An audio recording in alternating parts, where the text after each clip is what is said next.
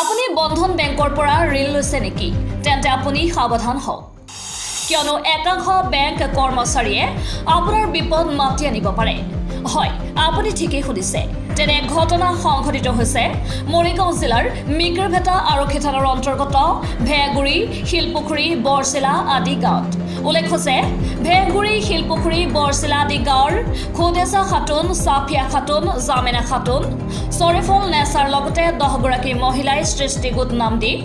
বিগত 2 বছৰ আগতে জাজৰি বন্ধন বেংক শাখাৰ পৰা 40,000 টকা ঋণ লৈ প্ৰতি সপ্তাহত 845 টকাকৈ ঋণ পৰিশোধ কৰি প্ৰায় 27,000 টকা পৰিশোধ কৰিছিল উল্লেখ্য যে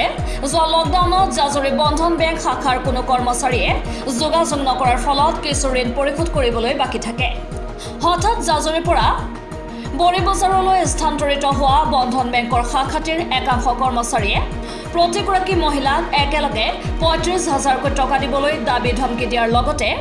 একেলগে উল্লেখিত ধন আদায় নকৰিলে ঘৰ বাৰী ভাঙি দিয়াৰ হুমকি দিয়াৰ লগতে থানাত এজাহাৰ দাখিল কৰিব বুলি ভাবুকি দিয়ে বুলি মহিলাসকলে এদল সাংবাদিকক জানিবলৈ দিয়ে যে সময়ত ৰাজ্য চৰকাৰে মাইক্ৰ ফাইনেন্সৰ ঋণ ৰেহাই দিছে আৰু যে সময়ত বন্ধন বেংকে দুখীয়া ৰাইজৰ সাৰথী হিচাপে থিয় দিছে ঠিক তেনে সময়তে বৰিবজাৰ বন্ধন বেংক শাখাৰ কৰ্তৃপক্ষৰ এনে নাভুত নাচুত কাণ্ডই চকু কপালত তুলিছে সচেতন মহলৰ মৰিয়াবাৰীৰ পৰা ৰফিকুল ইছলামৰ ৰিপৰ্ট প্ৰাইম টাইম এনি বন্ধন গোট লইছে আমরা 10 জন মানুষের একটা গ্রুপ 40,000 হয়ে টাকা দিছে দেওয়ার পরে আমরা 23টা কিস্তি দিলাম তা ইয়ার পরে আর আইছে না না হওয়ার পরে তখন আটকা মারি আইছে আয়া হাইরা কইতাছে হেরি দাম লাগবো 35,000 টাকা নগদ দাম লাগবো না দিলে তার বেজাল আছে নাইলে পুলিশ দা ধরায় নেম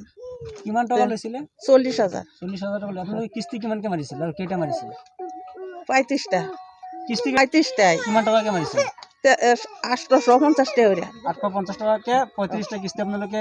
আৰু কিমান টকা দিব লাগে এতিয়া টকা দিব লাগে আমি কইছো যে 15,000 টাকা দিয়াম আমরা তো আধা কিস্তি গেছি